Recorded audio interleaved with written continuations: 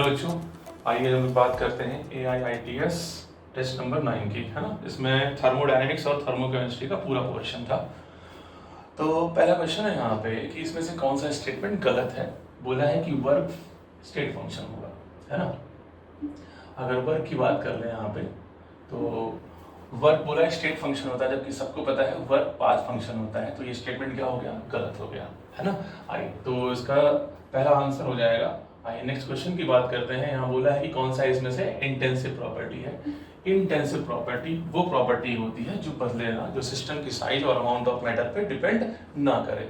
तो एंथैल्पी मैंने बताया था, एनर्जी के जितने टर्म्स होते हैं सब एक्सटेंसिव होते हैं, है ना। टेम्परेचर इसकी बात करें तो ये इंटेंसिव होगा, यानी दोनों कॉम्बिनेशन फिट नहीं बैठ रहा। वॉल्यूम हो गया extensive, temperature intensive. Enthalpy extensive, volume extensive, temperature intensive, और रिफ्रैक्टिव इंडेक्स भी क्या होता है, इंटेंसिव होता है। आपको ऑप्शन वो बताना है जिसमें दोनों केवल इंटेंसिव हो। तो करेक्ट ऑप्शन हो जाएगा इसका फोर्थ। आइए नेक्स्ट क्वेश्चन देखते हैं 53, क्वेश्चन नंबर 53 में बोला हुआ है कि delta E by delta V अगर कांस्टेंट टेम्परेचर पे होगा तो इसकी वैल्यू क्या होगी। तो मैंने एक चीज बताया था आपको कि कांस्टेंट टेम्परेचर पे यानी आइसोथर्मल प्रोसेस में जब भी इंटरनल एनर्जी डिफाइन करते हैं तो उसकी वैल्यू आती है 0, क्योंकि इंटरनल एनर्जी डायरेक्ट प्रोपोर्शन होता है टेम्परेचर के। टेम्परेचर इंक्रीज करेगा तो इंटरनल इंक्रीज करेगा, टेम्परेचर चेंज नहीं होगा तो इसकी डिफरेंस यानी वैल्यू कितनी आ जाएगी, 0।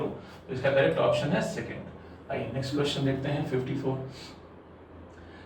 में पूछा हुआ है कि स्टेट फंक्शन इन सबों में कौन सा है। स्टेट फंक्शन वो फंक्शन होता है जो केवल इनिशियल और फाइनल स्टेट पर डिपेंड करे। तो तीन पाथ फंक्शन होते हैं, उसमें पहला हो गया क्यू हो गया पाथ फंक्शन। क्यू हो गया path function, Q by W कुछ वैल्यू नहीं निकल रही है, लेकिन अगर फर्स्ट लॉ ऑफ थर्मोडायनामिक्स आप याद करें तो वहां पे हम लोग पढ़ते हैं इंटरनल एनर्जी का formula delta E equals to Q plus W. Internal energy होता है स्टेट फंक्शन, यानी 54 का करेक्ट ऑप्शन हो जाएगा 4। आइए नेक्स्ट क्वेश्चन देखते हैं, क्वेश्चन नंबर 55। बोला है कि प्रोसेस रिवर्सिबल कब होगा। रिवर्सिबल प्रोसेस तब होता है जब सिस्टम और सराउंडिंग क्या होते हैं, इक्विलिब्रियम पे होते हैं। तो इसका करेक्ट ऑप्शन हो जाएगा थर्ड।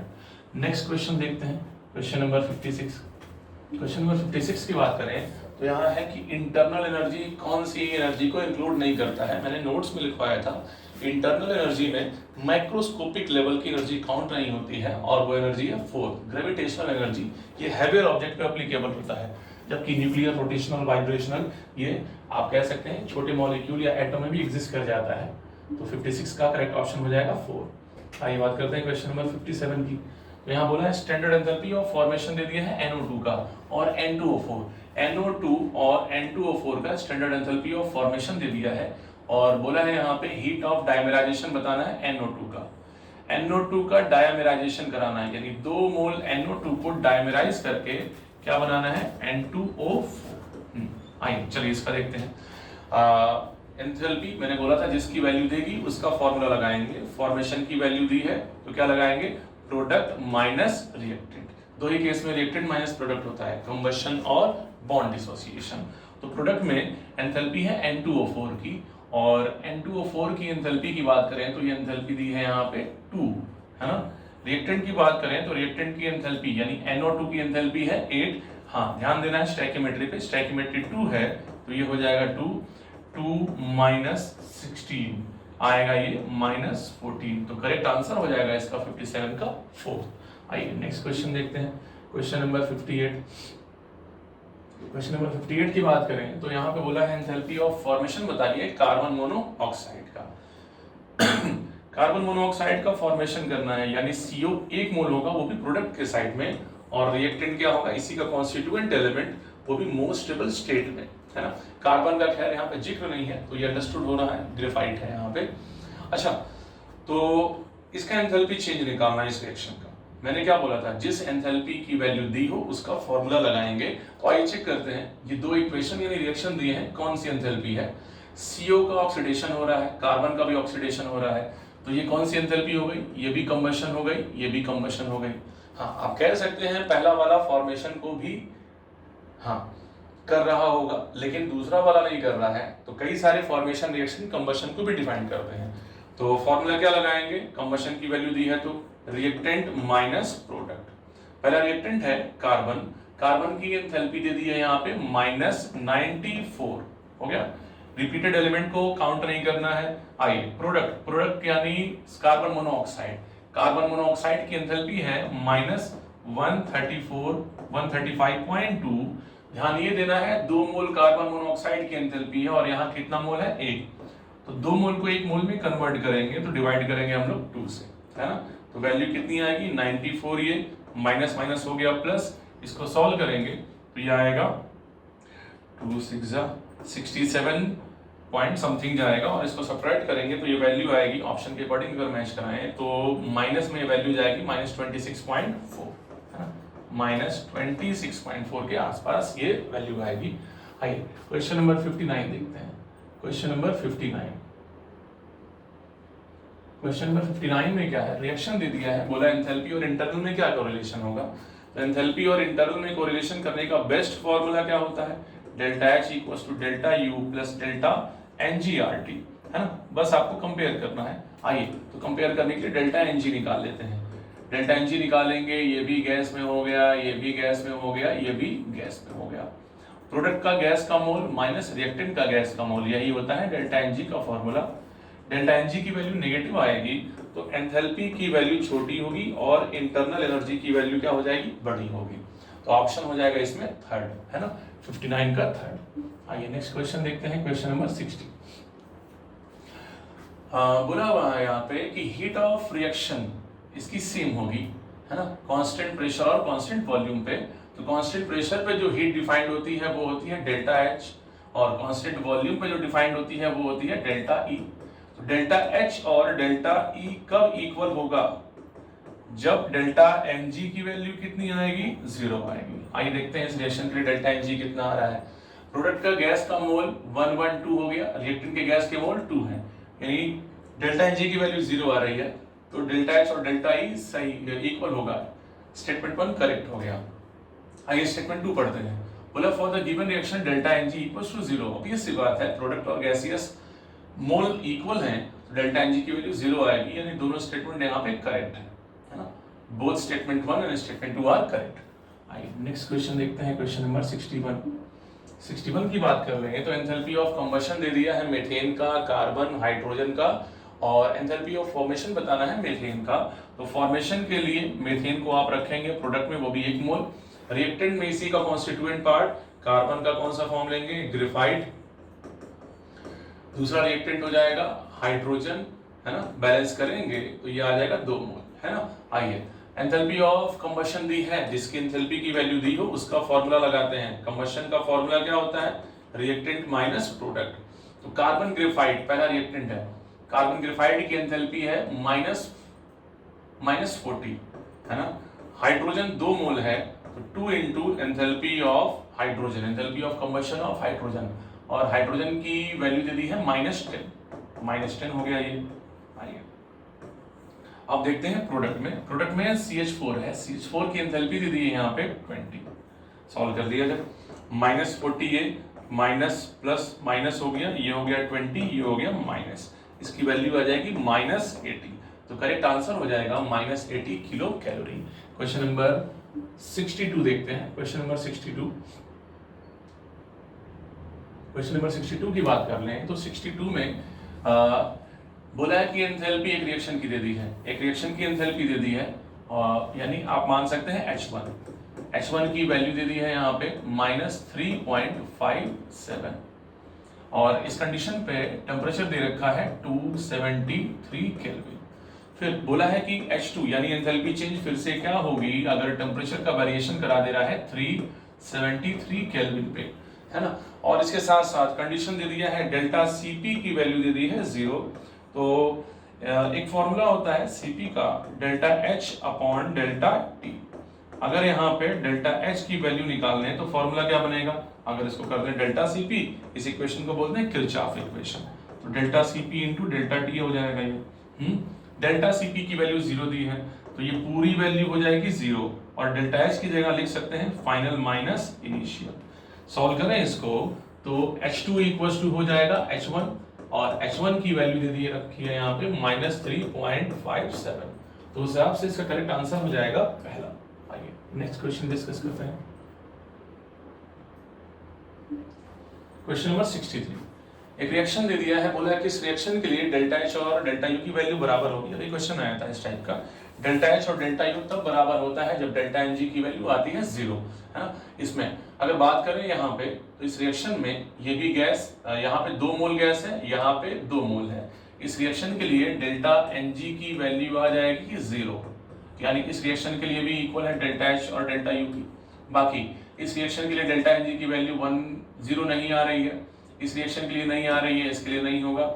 लास्ट वाले रिएक्शन की बात करें तो प्रोडक्ट का गैसियस मोल 3, रिएक्टेंट का भी गैसियस मोल 3, यानी 63 का आंसर हो जाएगा 3rd और 4th दोनों। आइए बात कर लेते हैं क्वेश्चन नंबर 64।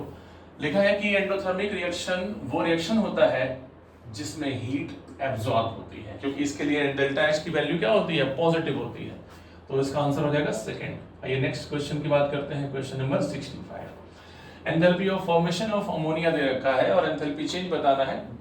अगर रिएक्शन दे दिया है तो फॉर्मेशन अमोनिया का करेंगे तो प्रोडक्ट में चला जाएगा 1 मोल अमोनिया, रिएक्टेंट में चला गया N2 हाफ मोल और H2 हो गया 3/2 H2। इस रिएक्शन के लिए एंथैल्पी चेंज की वैल्यू दे दी है, इसको मैंने करेक्शन कराया था, ये था -46 किलो जूल, है ना। और आपको फाइंड आउट करना है ये जो गिवन रिएक्शन है, यहाँ पे 2 मोल अमोनिया का डिसोसिएशन कराना है, ये कन्वर्ट होगा N2 + 3H2 में, इसका बताना है। तो हेस लॉ से डायरेक्ट करते हैं। हेस लॉ में मैंने क्या बताया था, रिएक्शन का डायरेक्शन रिवर्स करेंगे तो एंथैल्पी का साइन चेंज होगा, तो प्लस हो जाएगा, ये माइनस से प्लस हो गया, और स्टैइकियोमेट्री 1 से 2 हो गया। अगर किसी नंबर का मल्टीप्लाई करते हैं तो वो नंबर एंथैल्पी चेंज में भी मल्टीप्लाई होता है, यानी इसकी वैल्यू आएगी +92 किलो जूल। हाँ, क्वेश्चन नंबर 66, वाटर का फॉर्मेशन हो रहा है हाइड्रोजन और ऑक्सीजन से एक्सोथर्मिक रिएक्शन के थ्रू। एक्सोथर्मिक रिएक्शन वो होता है जिसके लिए डेल्टा एच की वैल्यू नेगेटिव आती है। डेल्टा एच की वैल्यू नेगेटिव आएगी तो प्रोडक्ट की एंथैल्पी यहाँ पे हो जाएगी कम और रिएक्टेंट की एंथैल्पी हो जाएगी ज्यादा। और फॉर्मेशन रिएक्शन लिखेंगे H2O2 का, तो हाफ मोल हाइड्रोजन कंबाइन होगा हाफ मोल ऑक्सीजन के साथ और क्या बनाता है, वाटर, है ना। यानी इसका सिंपल सा मतलब है रिएक्टेंट की एंथैल्पी ज्यादा हो जाएगी। Chemical energy of H2 and O2 is more than water. हाँ, तो इसका करेक्ट ऑप्शन हो जाएगा 66 का पहला। आइए नेक्स्ट क्वेश्चन देखते हैं। एंडोथर्मिक रिएक्शन क्या होगा? एंडोथर्मिक रिएक्शन वो होता है जिसके लिए डेल्टा एच की वैल्यू पॉजिटिव होती है, तो इसका करेक्ट ऑप्शन हो जाएगा दूसरा। आइए नेक्स्ट क्वेश्चन देखते हैं, क्वेश्चन नंबर 68। एक्सोथर्मिक रिएक्शन क्या होता है जिसके लिए डेल्टा एच की वैल्यू क्या होती है, नेगेटिव। डेल्टा ई भी नेगेटिव होता है लेकिन मोस्ट अप्रोप्रिएट जाता है डेल्टा एच। आइए 69 क्वेश्चन नंबर देखते हैं। 69 बोला है कि हीट ऑफ फॉर्मेशन बताइए कार्बन मोनोऑक्साइड का। आइए कार्बन मोनोऑक्साइड का हीट ऑफ फॉर्मेशन एंथैल्पी बताना है, तो कार्बन मोनोऑक्साइड का फॉर्मेशन रिएक्शन बना लेते हैं। कार्बन मोनोऑक्साइड चला जाएगा प्रोडक्ट में और कार्बन ऑक्सीजन चला जाएगा रिएक्टेंट में, C + ½ O2 gives CO। हाँ, वैल्यू दी है यहाँ पे कंबशन की वैल्यू दी है, तो कंबशन का फॉर्मूला रिएक्टेंट माइनस प्रोडक्ट। पहला रिएक्टेंट है कार्बन की एंथैल्पी है -94 और प्रोडक्ट की एंथैल्पी है यहाँ पे 67.7। सॉल्व करेंगे तो ये वैल्यू जाएगी माइनस में, क्योंकि ये हो जाएगा -94 और ये होगा माइनस प्लस 67.7। सॉल्व करेंगे तो ये वैल्यू आएगी -26.3, है ना। तो इसका करेक्ट ऑप्शन हो जाएगा फर्स्ट। आइए नेक्स्ट क्वेश्चन देखते हैं। क्वेश्चन नंबर 69 अगर हो गया है तो क्वेश्चन नंबर 70 पूछा है कि इसमें से कौन सी इंटेंसिव प्रॉपर्टी है। इंटेंसिव प्रॉपर्टी की बात कर लें तो यहाँ पे टेम्परेचर हो जाएगा इंटेंसिव प्रॉपर्टी, टेम्परेचर चेंज नहीं होता है, इसका मतलब हो जाएगा इंटेंसिव प्रॉपर्टी। तो 17 का सही ऑप्शन है 3rd। आइए नेक्स्ट क्वेश्चन देखते हैं 71। क्वेश्चन नंबर 71 बोला है क्लोज इंसुलेटेड कंटेनर है ना, इंसुलेटेड है मतलब एडियाबैटिक वॉल होगा और Q की वैल्यू कितनी आ जाएगी 0 और टेम्परेचर इंक्रीज कर रहे हैं। टेम्परेचर इंक्रीज करने का मतलब इंटरनल एनर्जी कभी भी 0 नहीं होगा, इंटरनल एनर्जी इंक्रीज करेगा। तो फर्स्ट लॉ ऑफ थर्मो का फॉर्मूला लगाएंगे, delta E = Q + W। Delta E की वैल्यू कितनी आएगी, W के इक्वल आएगी और इंटरनल एनर्जी 0 होगा नहीं क्योंकि टेम्परेचर कंटिन्यूअस इंक्रीज हो रहा है due to increase in temperature, और Q की वैल्यू कितनी आ जाएगी 0। तो इसका करेक्ट ऑप्शन क्या होगा, delta E equals to W not equals to 0 but Q equals to 0।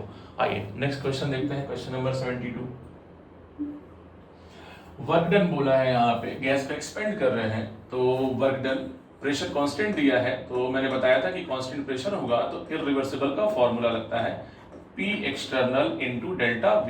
Pressure की वैल्यू दे दी है 3 atm, डेल्टा V करेंगे तो final volume minus initial volume, ये आ जाएगा -2, यूनिट मैच कराएंगे तो लीटर और ये हो जाएगा atm, आंसर है जूल में, तो ये हो जाएगा 3 2 6 हो जाएगा ये, है ना, जूल में करेंगे तो 1 लीटर एटीएम में 101.3 जूल होता है, और सिंप्लीफाई करेंगे आप तो ये वैल्यू आएगी इसके आसपास -608 किलो 608 जूल।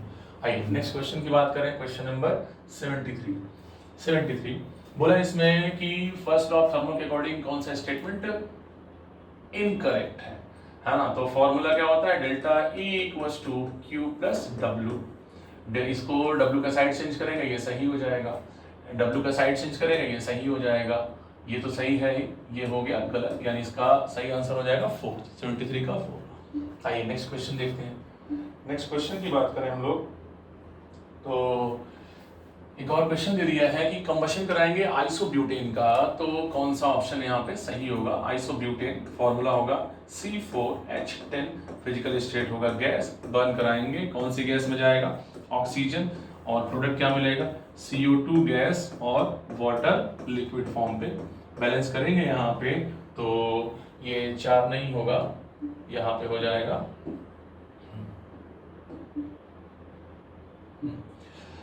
4 कार्बन है, हाइड्रोजन 10 है तो वाटर हो जाएगा 5, और ऑक्सीजन को बैलेंस करेंगे 4 2 8 8 5 13, यानी हो जाएगा 13/2।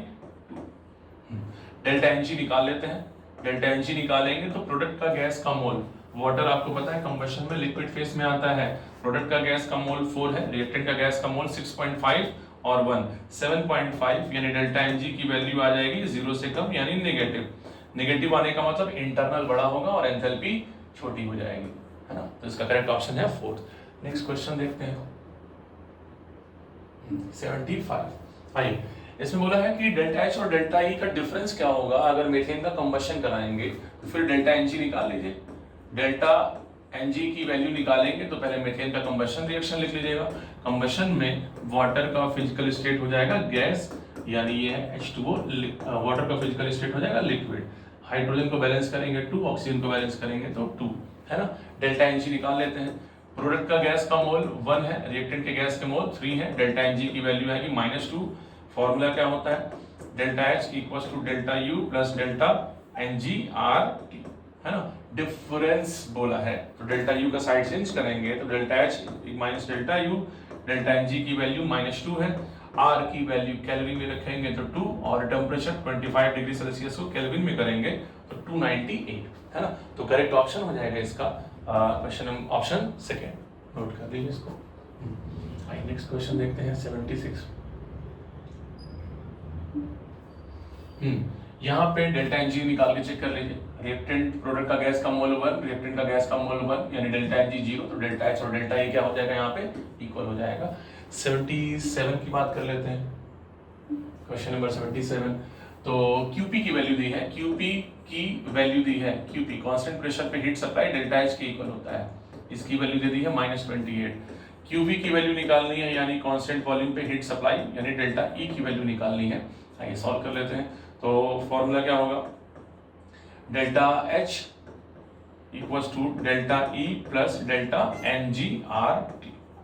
आइए बालक, तो डेल्टा H की वैल्यू है -28, यूनिट मैच कराइएगा किलो कैलोरी में है, डेल्टा E निकालना है, डेल्टा Ng की वैल्यू आ जाएगी इस रिएक्शन के लिए 1 गैसियस, यानी डेल्टा Ng की वैल्यू हो गई 1, यूनिट मैच कराएंगे कैलोरी में गैस कांस्टेंट की वैल्यू 2 और किलो है तो 10⁻³ टेम्परेचर की बात करें 27 डिग्री सेल्सियस है तो केल्विन में करेंगे ये आ जाएगा 300, है ना, ये हो गया -28 डेल्टा E, इसको सॉल्व करेंगे तो 2 3 6.6 हो जाएगा ये, और डेल्टा E की वैल्यू यहाँ निकालेंगे तो माइनस इधर आ जाएगा -28.6, 77 का ऑप्शन हो जाएगा थर्ड। आइए नेक्स्ट क्वेश्चन देखते हैं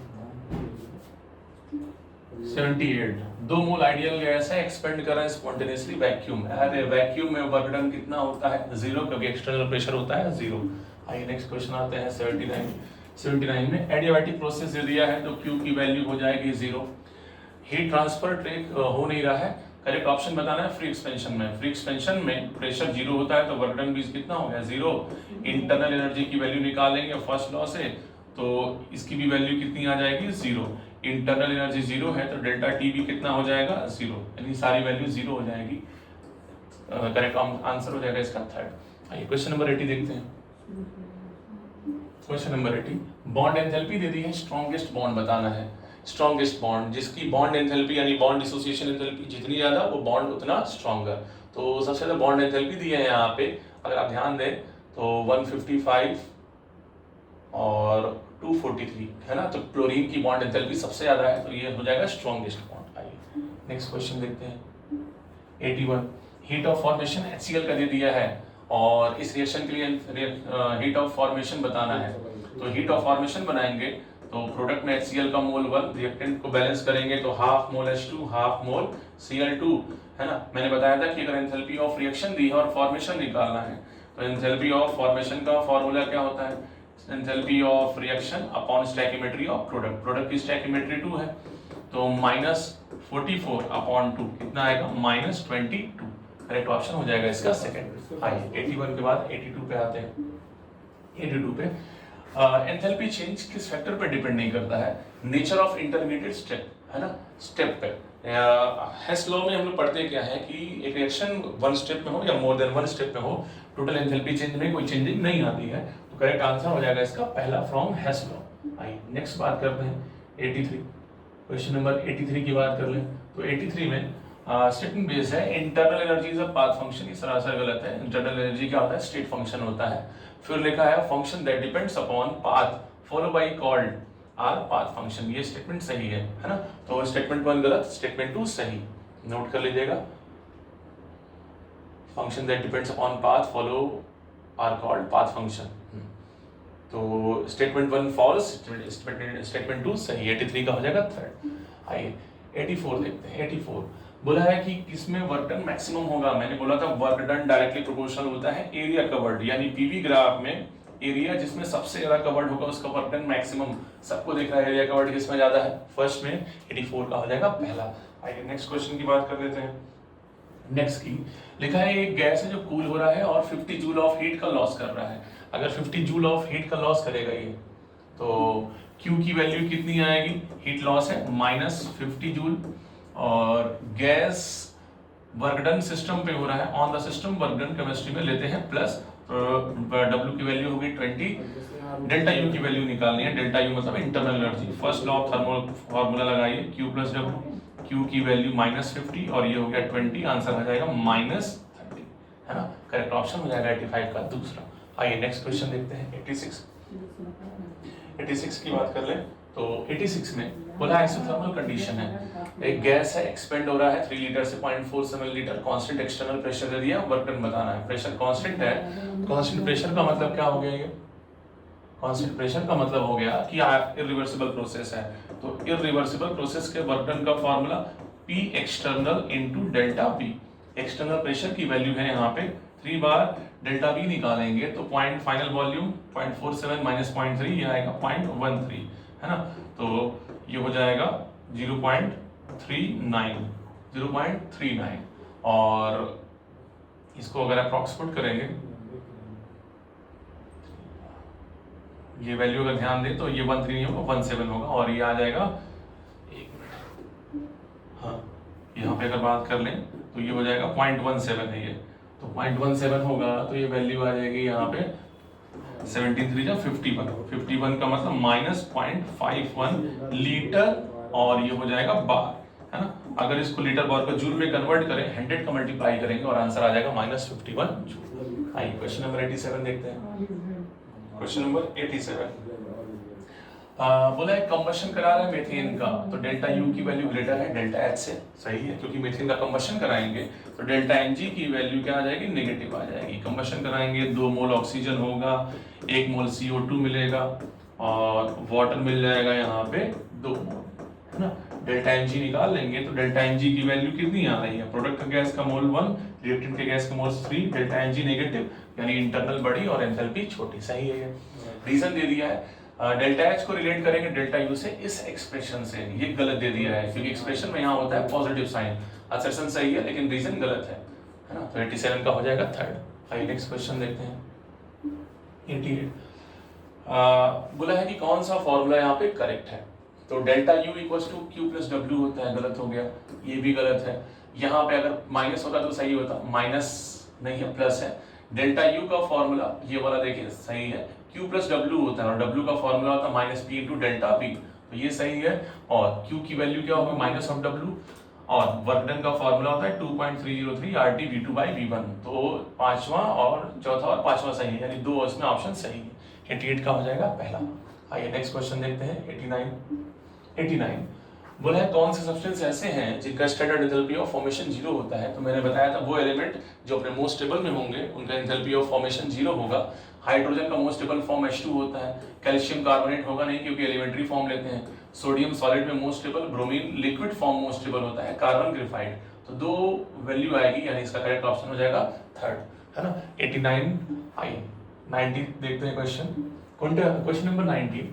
यहाँ पे बोल दिया है कि अमोनियम साइनाइड का डाइऑक्सीजन के साथ बॉम्ब कैलोरीमीटर में रिएक्शन करा रहे हैं। डेल्टा यू की वैल्यू दी है, डेल्टा एच की वैल्यू निकालनी है। तो फॉर्मूला फिर से वही, delta H equals to delta U plus delta N G R T. आइए डेल्टा यू की वैल्यू दी है यहाँ पे माइनस 742.7 किलो जूल और डेल्टा एनजी की वैल्यू निकालें तो प्रोडक्ट का गैस का मोल 2 है, रिएक्टेंट के गैस का मोल आप ध्यान देंगे 1.5, यानी ये वैल्यू आएगी 0.5 का मतलब 1/, है ना। आर की वैल्यू यहाँ पे जूल में है तो मैं एक काम कर रहा हूँ 25/3 रख दे रहा हूँ, है ना। 8.3 को 25/3 और किलो में है तो 10 to the power -3 और टेम्परेचर दे दिया यहाँ पे 298 केल्विन, है ना। इसको सिंप्लीफाई करेंगे, अगर इसको मैं अप्रॉक्स 300 मान लूँ तो ये अप्रॉक्स आ जाएगा 100, है ना।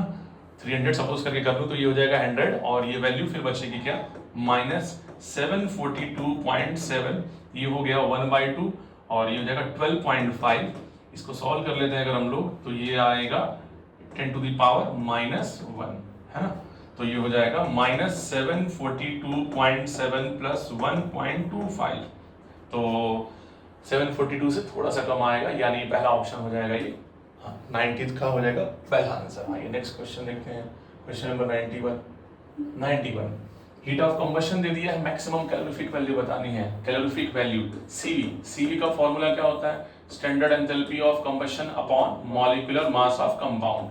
तो पहला कंपाउंड दे दिया है -200, इसका कंबशन दे दिया है -210 और मीथेन है तो मॉलिक्यूलर मास 16 होगा।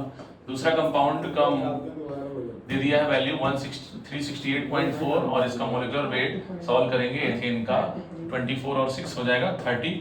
हाँ तीसरा निकालेंगे तो प्रोपेन की वैल्यू दी है -526.3 और प्रोपेन का मॉलिक्यूलर मास 36 और 8 44, है ना। सॉल्व करेंगे आप तो आपको दिख रहा है यहाँ पे सबसे बड़ी वैल्यू आएगी यहाँ पे मीथेन की, तो करेक्ट ऑप्शन हो जाएगा यहाँ पे। आइए नेक्स्ट क्वेश्चन देखते हैं। नेक्स्ट क्वेश्चन, बॉन्ड एंथैल्पी दी है HHCl की और बॉन्ड एंथैल्पी बतानी है HCl की। रिएक्शन दे दिया है हीट ऑफ फॉर्मेशन, यानी आप बना लीजिए फॉर्मेशन रिएक्शन जिसमें HCl का मोल हो जाएगा 1, रिएक्टेंट होगा H2 और Cl2। मोल की बात कर लें तो ये हो जाएगा हाफ। अच्छा बॉन्ड एंथैल्पी दी है तो फॉर्मूला क्या होगा, रिएक्टेंट माइनस प्रोडक्ट यानी half of HH bond of enthalpy plus half of Cl bond enthalpy. Reactant complete, product की बात कर लें तो ये क्या हो जाएगा, एंथैल्पी ऑफ HCl बॉन्ड। चलिए एंथैल्पी ऑफ फॉर्मेशन की वैल्यू दी है -91, HH बॉन्ड की एंथैल्पी दी है 430 तो इसका हाफ करेंगे तो हो जाएगा 250। Cl सिंगल बॉन्ड की एंथैल्पी दी है 242 तो ये वैल्यू आ जाएगी 14121, ये वैल्यू आ जाएगी 121, हाँ ये वैल्यू हो जाएगी 121। इसके बाद HCl बॉन्ड की एंथैल्पी निकालनी तो सपोज कर लीजिए ये है x, है ना, आपका x है ये, यहाँ पे सॉल्व कर लीजिए -91 ये हो गया और ये हो जाएगा 516, 2 और 1 3, 2 और 1 3 -x।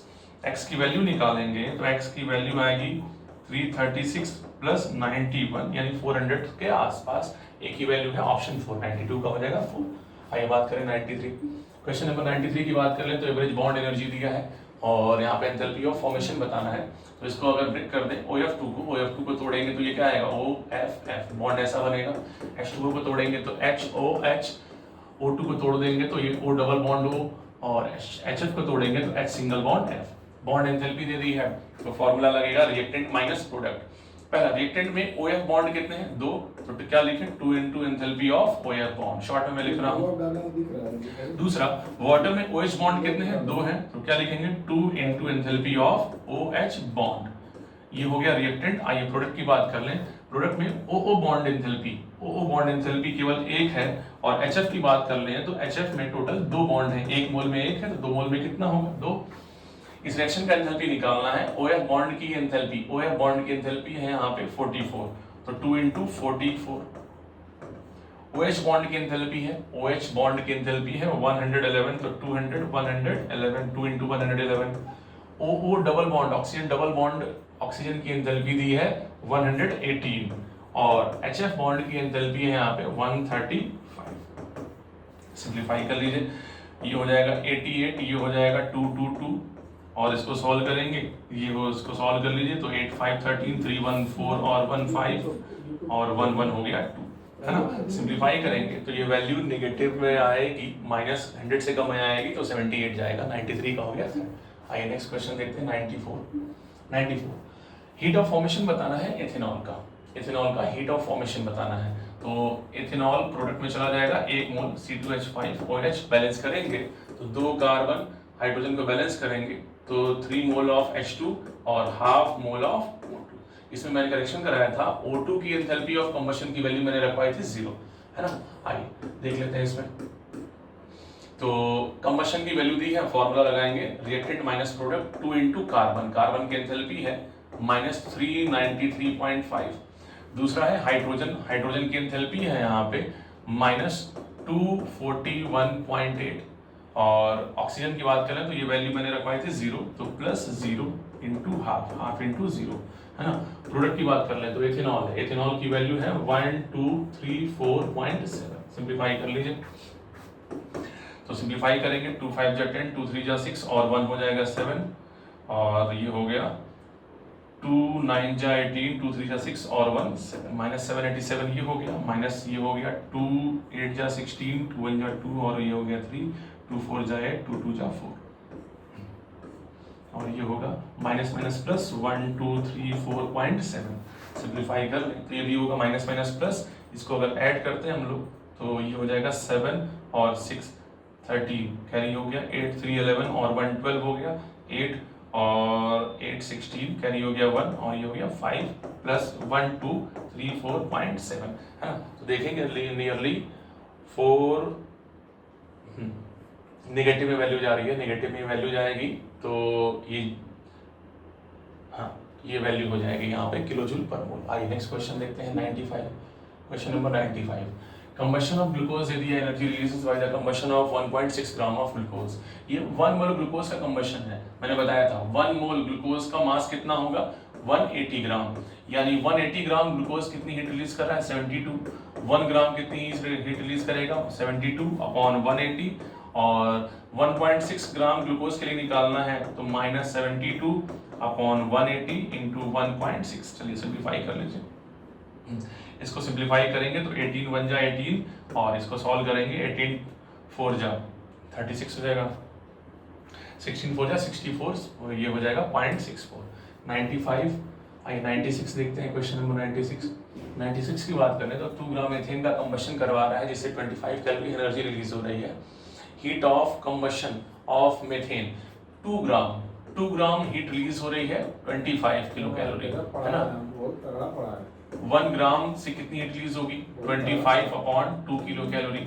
और अगर बात कर लें कि हीट ऑफ कंबशन तो 1 मोल के लिए होता है, तो मेथेन का मोलर मास होता है 16, तो 25/2 इंटू 16 2 8 जा, चलिए 25 8 जा की बात कर रहे हैं तो आ जाएगा 200 किलो कैलोरी पर मोल इसलिए लग रहा है क्योंकि ये 1 मोल के लिए और एनर्जी रिलीज हो रही है, तो वैल्यू क्या आएगी नेगेटिव। 96 का हो गया पहला। 97 की बात कर लें। क्वेश्चन नंबर 97 में बॉन्ड एंथैल्पी दे दी है और एंथैल्पी ऑफ फॉर्मेशन बताना है अमोनिया का। तो अमोनिया प्रोडक्ट में जाएगा 1 मोल, रिएक्टेंट हो जाएगा N2 और H2, बैलेंस करेंगे तो ये हाफ मोल, ये हो जाएगा 3/2। हाँ ध्यान दीजिएगा, अमोनिया में टोटल कितने गैसियस बॉन्ड्स हैं, मैंने बताया था 2 एटम के बीच का बॉन्ड काउंट करना है। तो यहाँ पे टोटल NH बॉन्ड हो गया 3 और फॉर्मेशन है, डिसोसिएशन की वैल्यू दी है तो फॉर्मूला होगा reactant minus product half into enthalpy of N2 bond enthalpy plus 3/2 bond enthalpy of H2 minus 3 into enthalpy of NH bond, यही ध्यान देना है आपको, है ना। तो N2 की बॉन्ड एंथैल्पी है x1, H2 की बॉन्ड एंथैल्पी है x2 और NH की बॉन्ड एंथैल्पी है x3। ऑप्शन मिला लीजिए, x1/2 x2/3 x2/3 और 3x3, करेक्ट ऑप्शन हो जाएगा थर्ड। आइए नेक्स्ट क्वेश्चन देखते हैं 98। क्वेश्चन नंबर 98, बॉन्ड एनर्जी दे दिया है, एवरेज वैल्यू होती है डिसोसिएशन एनर्जी की और bond energy similar molecules similar bond के लिए डिसाइड होता है। तो ये मैंने बताया था कि जब भी बॉन्ड एनर्जी डिसाइड करेंगे तो हर बॉन्ड की हर स्टेप में बॉन्ड डिसोसिएशन की वैल्यू अलग आती है और ये सेम टाइप के मॉलिक्यूल के लिए ही डिफाइंड होती है जिससे बॉन्ड्स भी सेम होंगे, है ना। तो असर्शन तो सही है और रीजन भी दे दिया है, CH4 के चारों बॉन्ड एंथैल्पी क्या होगी, बॉन्ड डिसोसिएशन की वैल्यू अलग अलग होगी। तो reason is correct explanation of A. 98 का हो गया पहला। ये बात कर लेते हैं 99 स्टैंडर्ड एंथैल्पी चेंज की यूनिट होती है किलो जूल पर मोल, है ना। SI होता तो जूल पर मोल होता, स्टैंडर्ड है तो 1 मोल, यानी स्टेटमेंट 1 सही है। स्टेटमेंट 2 दिया है नेगेटिव साइन एंथैल्पी की इंडिकेट करता है reaction is endothermic, enthalpy sign represent करता है नेगेटिव एक्सोथर्मिक होगा। तो स्टेटमेंट 1 गलत है बट स्टेटमेंट 2 सही है। स्टेटमेंट 1 सही है, स्टेटमेंट 1 गलत है, तो इसका करेक्ट ऑप्शन हो जाएगा सेकंड। आइए लास्ट क्वेश्चन देखते हैं। यहाँ पे बोला है कि किस रिएक्शन के लिए डेल्टा H और डेल्टा U की वैल्यू इक्वल नहीं होगी, जिसके लिए डेल्टा Ng की वैल्यू 0 नहीं आएगी उसके लिए इक्वल नहीं होगी। तो यहाँ पे डेल्टा Ng की वैल्यू 0 नहीं आ रही है तो इसके लिए इक्वल नहीं होगी। यहाँ बात कर लें तो यहाँ भी इक्वल नहीं आएगी, इसके लिए भी इक्वल नहीं होगी। यहाँ बात कर लें इसके लिए भी आ जाएगी, इसके लिए डेल्टा Ng की वैल्यू 0 हो जाएगी तो ये नहीं काउंट करेंगे, इसके लिए 0 हो जाएगी, ये नहीं काउंट करेंगे। यहाँ बात कर ले 2 और 3 इसके लिए इक्वल नहीं आएगी और इसके लिए नहीं आएगी, तो इसका करेक्ट ऑप्शन हो जाएगा फिफ्थ, है ना। आई होप आपका पेपर अच्छा हुआ हो। Okay, thank you.